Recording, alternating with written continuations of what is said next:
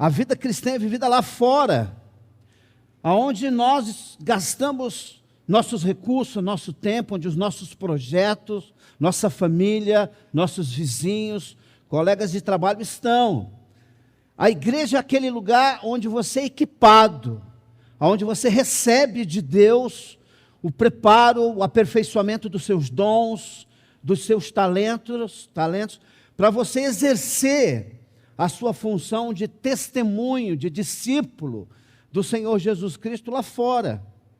A igreja é um lugar de fortalecimento, é aquele lugar onde você é fortalecido pelo irmão, pela irmã, que junto com você, apesar de todas as lutas, apesar de todos os desafios que a gente tem, ele serve como um estímulo, pela perseverança, pela dedicação que nós temos ao Senhor.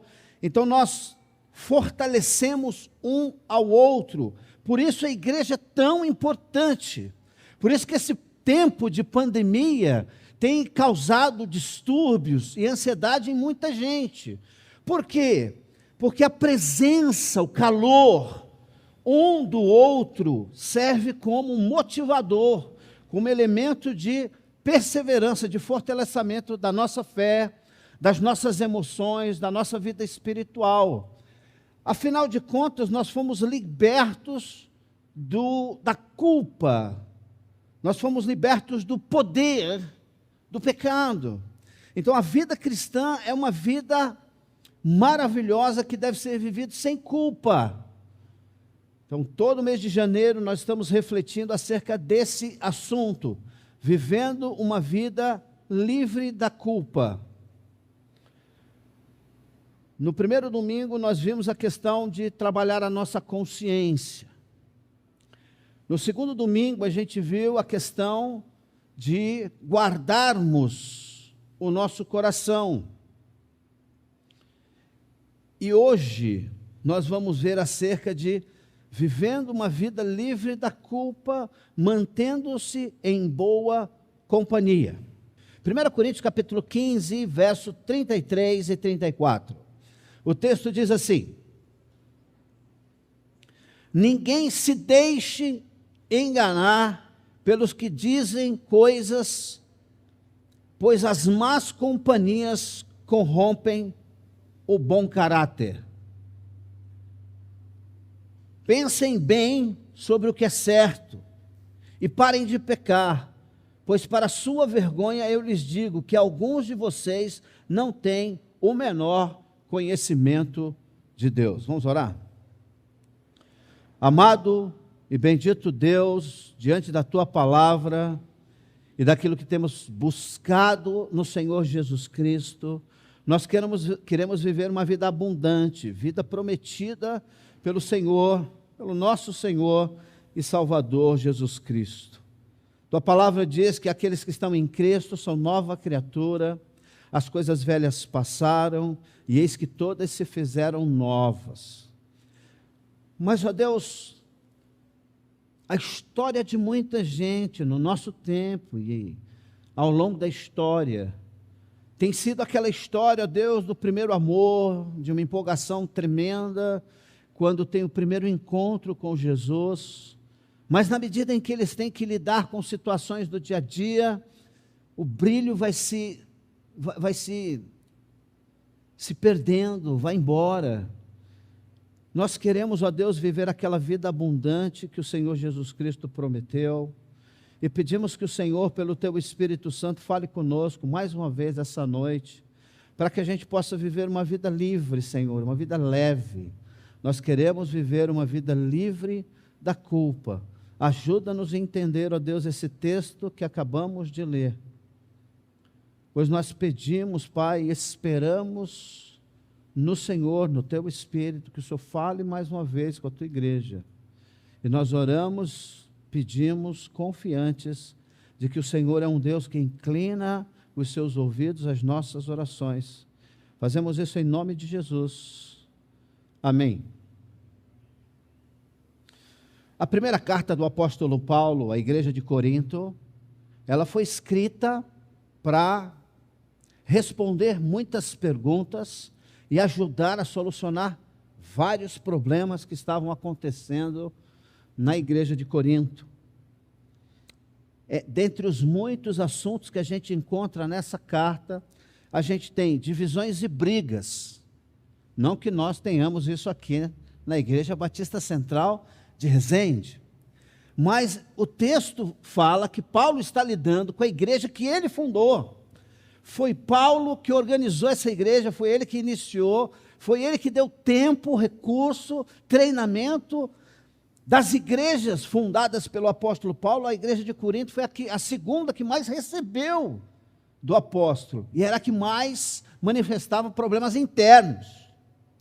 Então, dentre os muitos assuntos tratados em 1 Coríntios, nós temos divisões e brigas entre irmãos, imoralidade sexual no meio da comunidade, ações judiciais entre irmãos, um abrindo processo contra o outro, casamento e celibato, liberdade em Cristo, comer ou não comer carne sacrificada aos ídolos e coisas desse tipo, ordem no culto, na adoração, estava tendo uma bagunça em tudo aquilo, o verdadeiro significado da ceia do Senhor, são vários os assuntos, o uso correto dos dons espirituais, achava que o seu dom era mais importante do que o outro, e brigas estavam surgindo por conta disso, e pessoas estavam sendo humilhadas por causa dessa questão de dons espirituais. E o capítulo 15 é o maior capítulo da carta de Paulo a Coríntios. É o maior capítulo. E ela foi reservada para falar de um assunto que é um assunto essencial, é uma das bases, uma das colunas da fé cristã, que fala acerca da ressurreição de Cristo. E não só a ressurreição de Cristo, mas Cristo também prometeu que aqueles que creem no seu nome ressuscitarão também, assim como ele ressuscitou. Por isso eu não preciso ter medo da morte, você não precisa ter medo da morte. Nós não precisamos amar a morte, nós não precisamos gostar dela, nós não precisamos nos lançar à morte, mas nós não precisamos temer a morte. Por quê? Porque para aqueles que estão em Cristo, a morte não é o fim da nossa carreira, é um estado preparatório para a eternidade. Alguém pode dizer amém? E Paulo então escreve o texto que a gente acabou de ler, exortando os irmãos que fiquem atentos, que sejam cuidadosos com relação a quem eles dão ouvidos, as pessoas com quem eles estão firmando compromisso, firmando parcerias, com quem o povo estava dividindo a sua vida. E é esse o assunto principal que o apóstolo Paulo está tratando aqui com a igreja.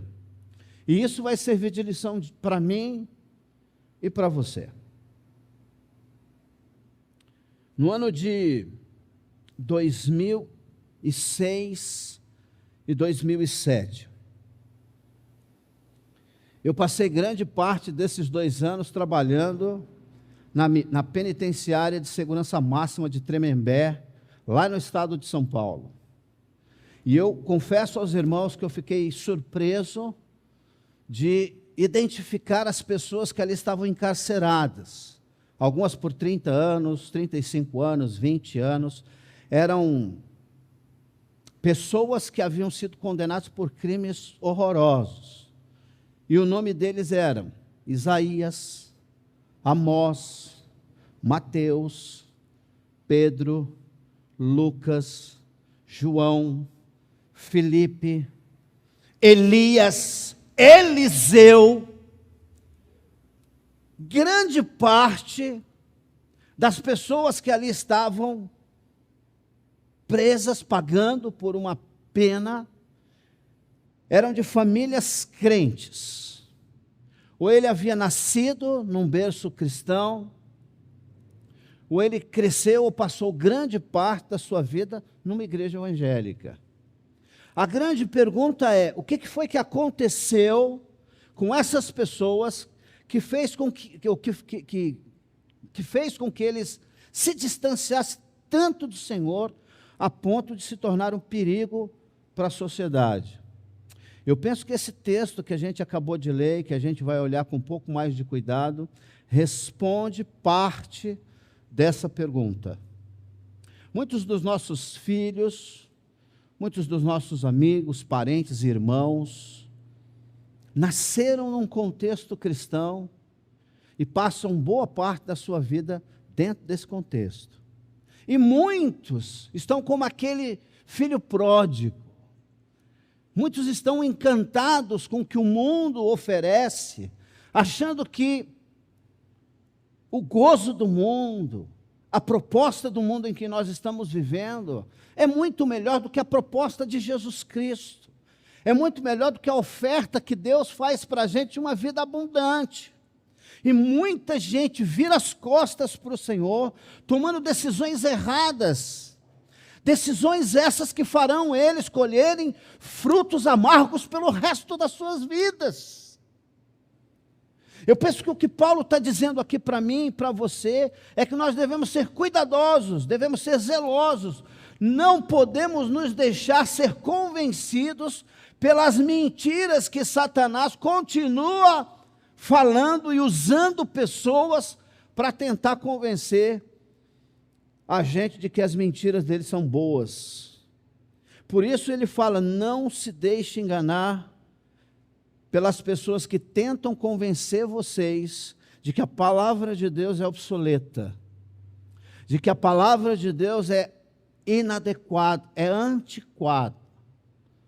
A gente tem ouvido falar aí de pregadores, homens assim de profundo conhecimento, homens cultos, que estão, ao meu ver, acreditando que a palavra de Deus realmente precisa da nossa ajuda para ser poderosa.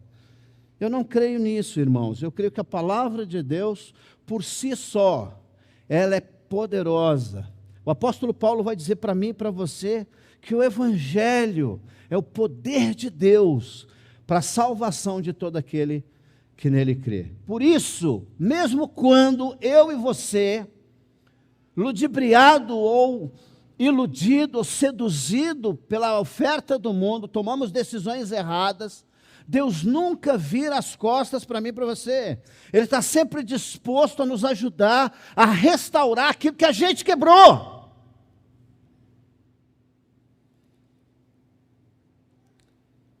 Desfrutar de uma vida sem culpa tem muito a ver com manter-se em boa companhia. Eu separei algumas coisas para dividir com vocês hoje à noite. E a primeira coisa que eu queria ver com vocês é o seguinte: quando Paulo diz assim, cuidado, não se deixe enganar pela sedução das más companhias, porque elas corrompem os bons costumes. O que ele está dizendo para mim e para você, em outras palavras, é o seguinte: a corrupção é uma mudança gradual, silenciosa e interna. Eu tenho um videozinho para mostrar para vocês. Eu já volto para a gente continuar a nossa conversa.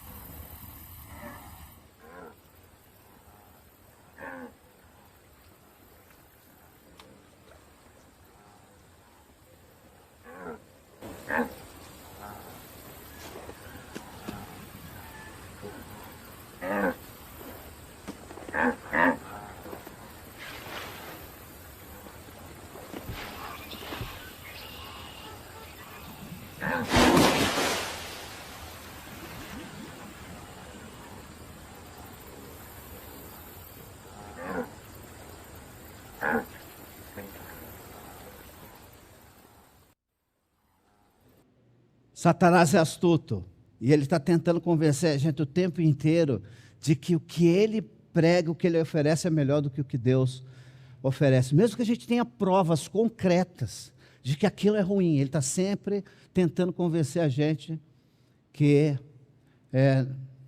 não é verdade. A corrupção é uma coisa que acontece gradativamente, silenciosamente, e é algo que acontece no coração da gente. Por isso, irmãos, é muito importante, ouça o que eu vou dizer para vocês, é muito importante você tomar cuidado com quem você deixa o seu filho. É muito importante você olhar para os parceiros que você convida para fazer parte da sua vida. Porque aqueles a quem você vai entregar a sua vida, a sua casa, a sua família, eles vão ser instrumento de bênçãos ou de tremenda maldição para você. A corrupção, ela vai crescendo no nosso coração e a gente só percebe quando a gente já está com o pé na cova. O que o apóstolo Paulo está dizendo para a gente aqui é o seguinte, que as doutrinas acerca da ressurreição de Cristo são importantes. Essa é uma das doutrinas fundamentais do cristianismo. Mas todos os outros assuntos tratados na carta de Paulo a Coríntios também são de igual importância, de modo que nós precisamos tomar cuidado para não ser convencidos de que o mundo não é tão mau, de que o pecado não é tão destruidor. E tudo isso começa de maneira bem sorrateira, silenciosa, investindo na mente e no coração dos nossos filhos, das nossas esposas, nossa mente, e quando a gente vai perceber, nós já estamos secularizados. Precisamos tomar cuidado.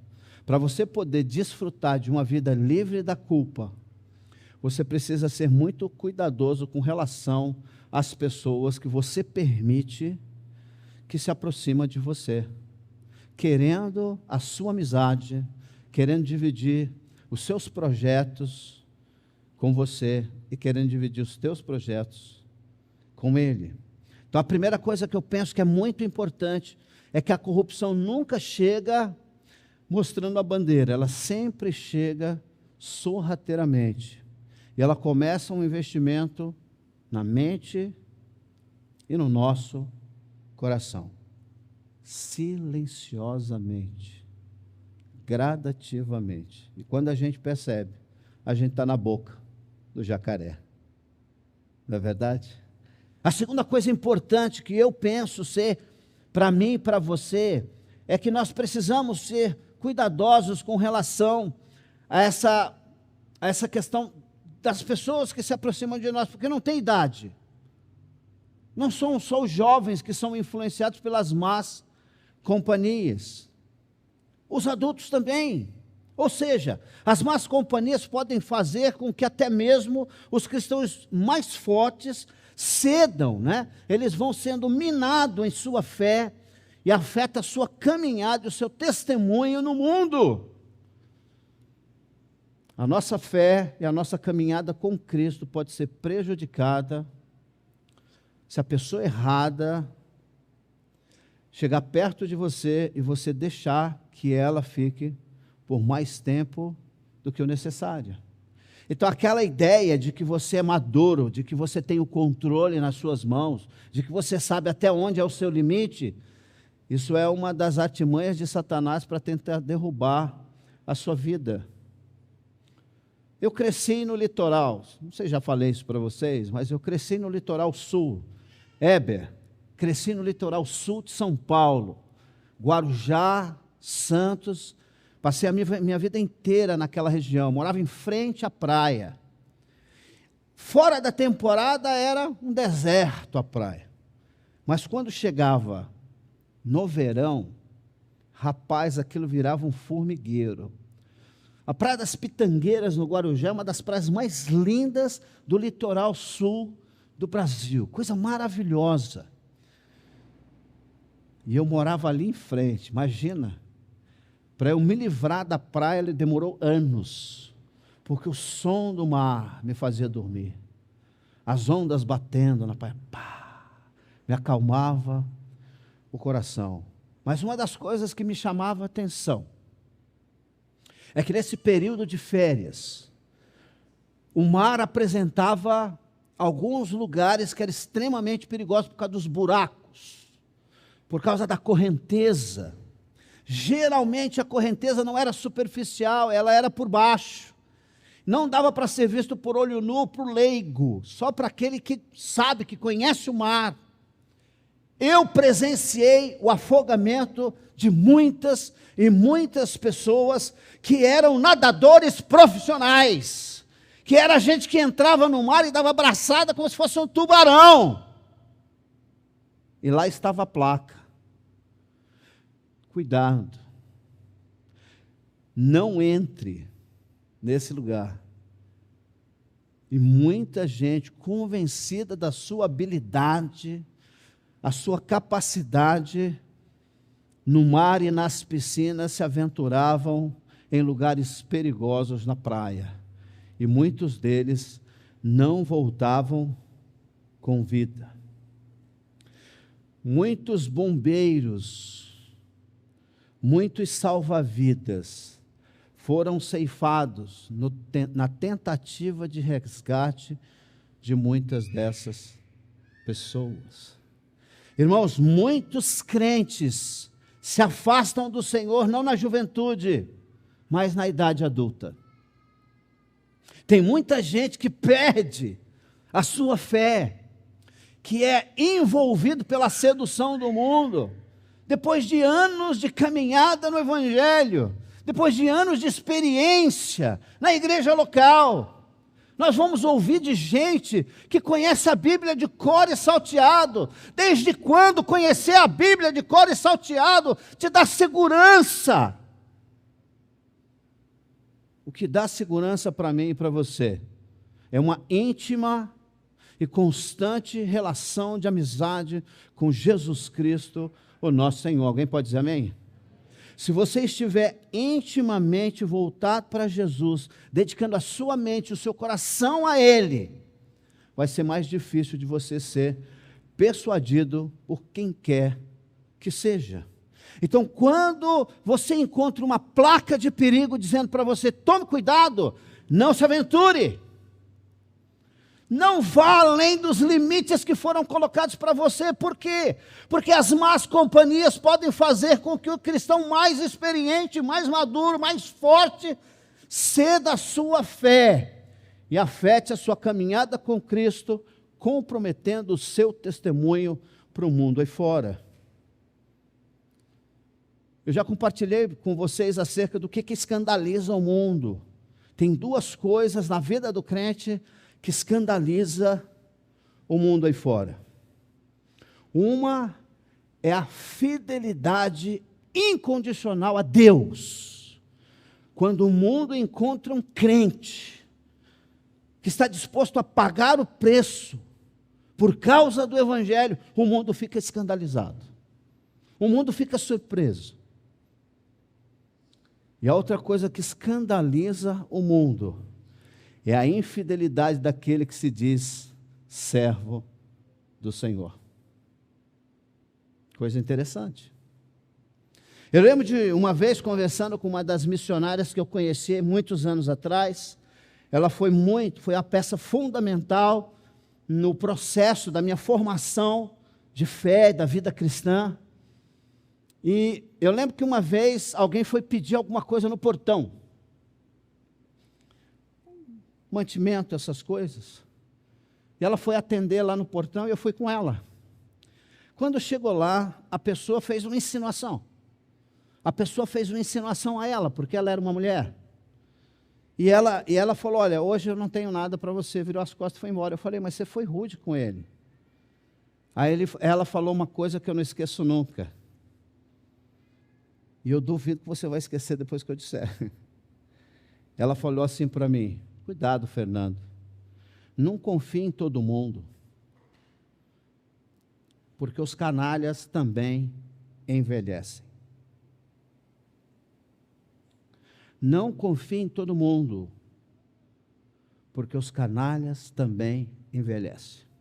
O versículo 34 do capítulo 15 da carta aos Coríntios diz o seguinte: tome cuidado, meu irmão, tome cuidado, minha irmã, porque nem todo mundo que senta do teu lado é de confiança. Não é isso que diz? Olha só o que diz o texto, verso 34. Pensem bem sobre o que é certo e parem de pecar, pois para sua vergonha eu lhes digo que alguns de vocês quem? Alguns de vocês membros da igreja de Corinto, alguns de vocês que foram batizados em nome de Jesus, alguns de vocês que se intitulam servo do Deus Altíssimo, alguns de vocês que provavelmente estavam ocupando a liderança da igreja de Corinto. E Paulo diz assim: alguns de vocês nem ao menos têm o menor conhecimento da pessoa de Deus. Nós estamos falando de gente que faz parte da igreja. Raquel, como que a gente faz para descobrir se a pessoa é crente ou não é? Muito bem. Qual é o papel e o lugar que Jesus tem na vida dela? Qual é o papel? Qual é o lugar? Qual é o nível de intimidade que essa pessoa tem com Cristo? Quando você conversa com ela, qual é o diálogo? Quais são as propostas? Quais são as ofertas? Quais são as reclamações? Quais são os sonhos e projetos que essa pessoa tem? Cristo está nele. Se Cristo não estiver nele, não gasta muito tempo com essa pessoa. Por quê? Provavelmente ela não é uma boa companhia para você. Amém, irmãos? Foi fraco, hein? Foi fraco. Irmãos, nós não devemos nos iludir acreditando que todo mundo que faz parte de um hall, de uma igreja local, de fato pertence ao Senhor. Nós só vamos ter certeza quando Cristo, de verdade, for o centro da vida daquela pessoa. Se aquela pessoa realmente está dedicada a conhecer, a viver e a caminhar juntinho de Jesus.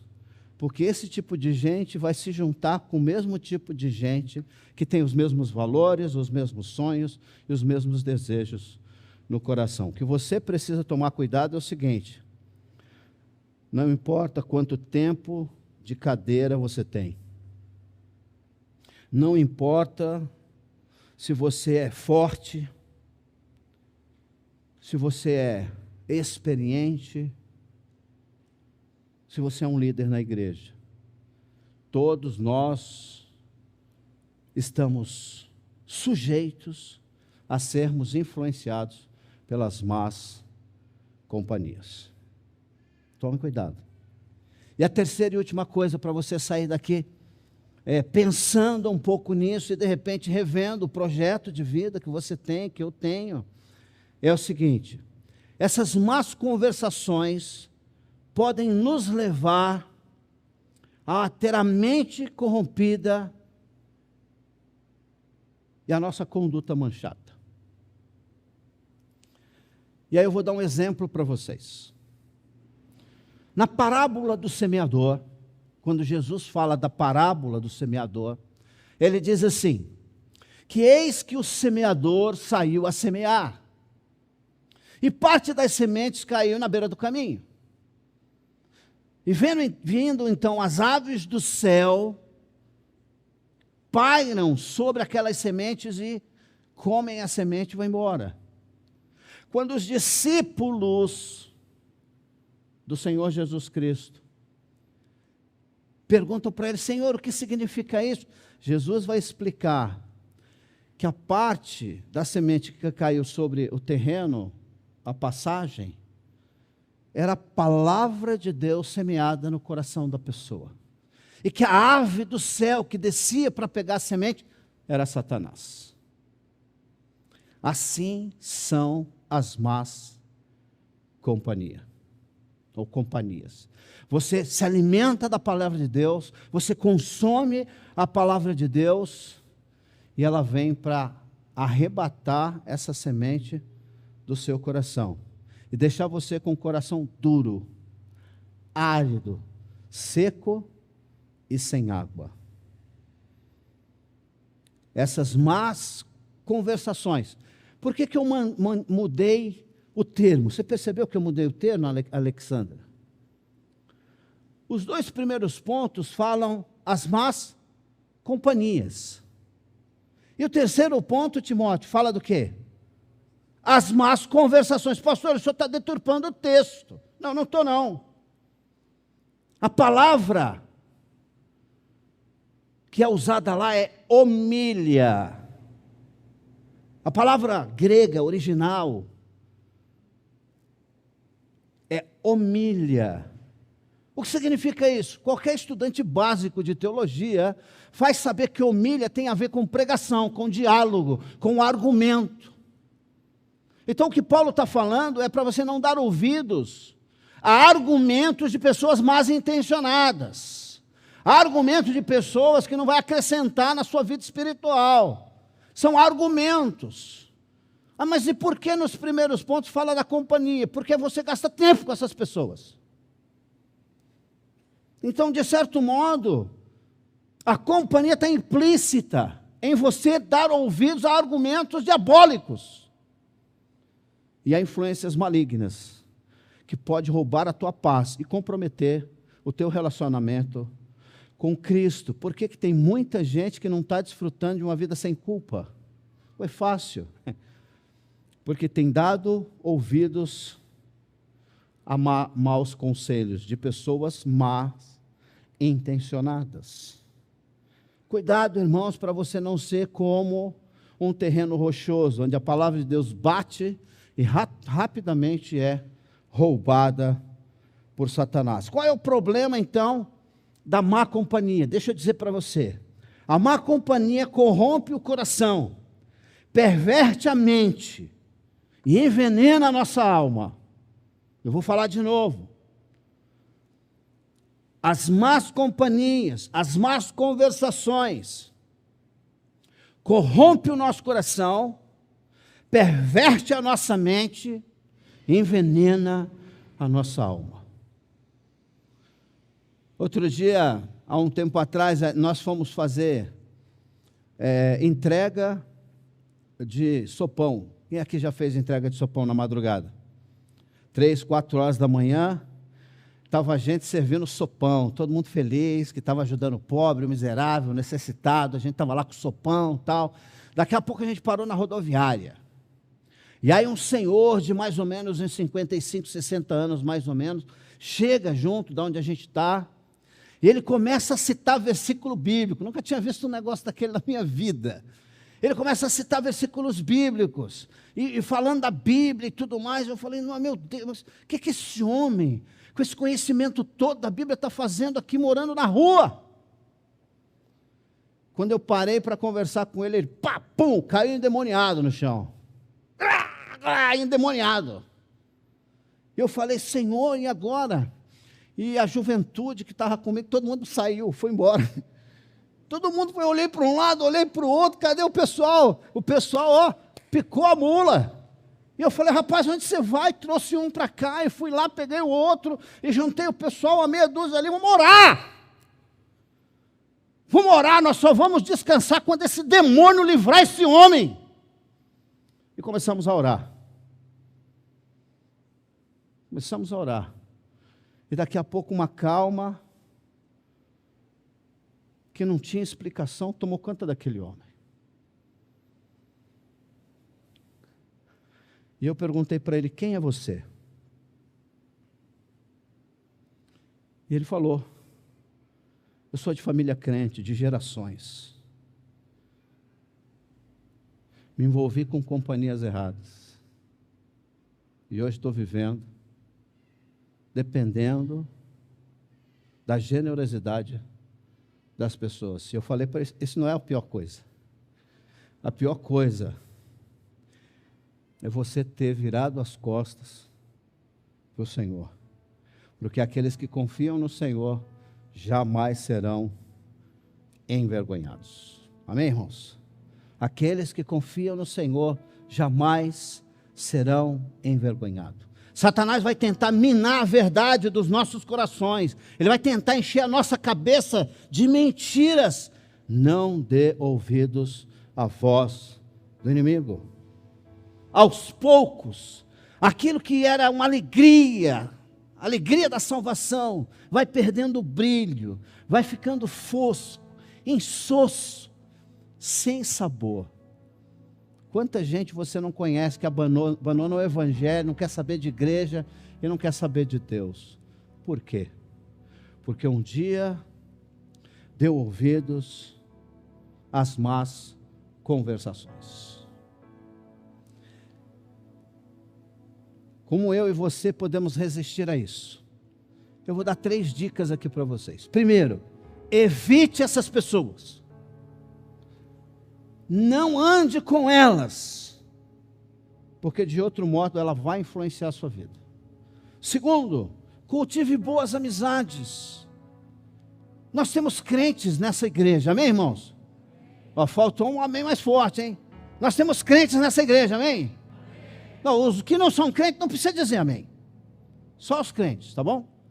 Irmãos, nós temos crentes nessa igreja. Dedique-se a ter uma boa amizade. Aproxime-se desse irmão e desfrute dos dons e talentos que Deus tem dado a ele. Invista na vida dele, deixe ele investir na sua. Isso vai ser bênção para você. Lá no livro de Hebreus, o autor de Hebreus diz assim: não deixe de congregar como é costume de alguns. Pelo contrário, quanto mais a coisa vai ficando feia, quanto pior vai ficando a situação, aproximem-se mais uns dos outros. E seja o instrumento de Deus para fortalecer a fé do teu irmão. Terceira coisa, busque desenvolver um estudo sistemático da palavra de Deus. Coma esse livro, ele não dá azia, não dá má digestão, não vai te fazer mal. Coma abundantemente, não tem contraindicações. Quanto mais você comer, mais forte você fica. Seja vigilante e constante na oração, e Deus vai fortalecer a sua vida. Eu tenho 2 lições para compartilhar com vocês, para a gente voltar para casa. A palavra de hoje, irmãos, é uma palavra de zelo, de cuidado, de advertência. Deus tem planos maravilhosos para a sua vida. Deus tem coisas extraordinárias para fazer através de você. Não deixe que Satanás atinja você com um dardo envenenado, porque você pode se tornar um soldado ineficiente. E depois, para ser recuperado, leva mais tempo. Fica cicatrizes. Mas ainda assim, Deus pode fazer um milagre e trazer você de volta à sanidade. 2 lições para mim e para você.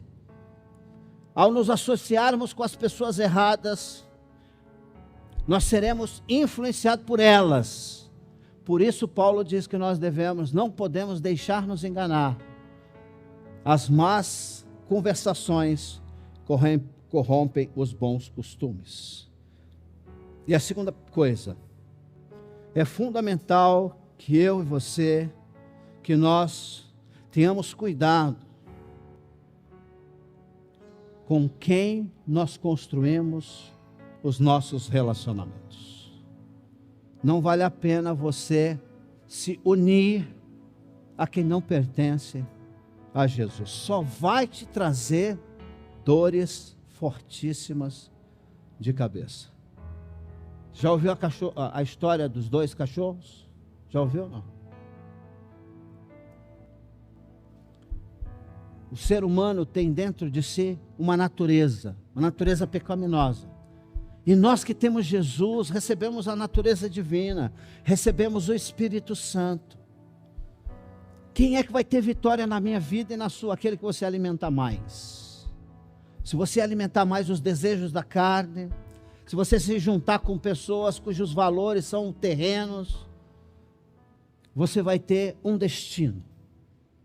Mas se você se juntar com pessoas que vão acrescentar a tua vida espiritual, você pode se tornar um poderoso homem, uma poderosa mulher de Deus, instrumentos poderosos na mão de um Deus que pode fazer muito mais do que nós jamais pedimos, sonhamos ou pensamos que Ele pode fazer.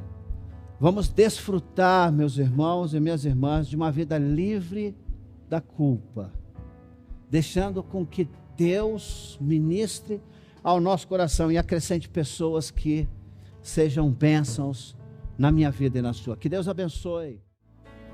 Ao Rei dos Reis consagro tudo o que sou, de gratos louvores transbordo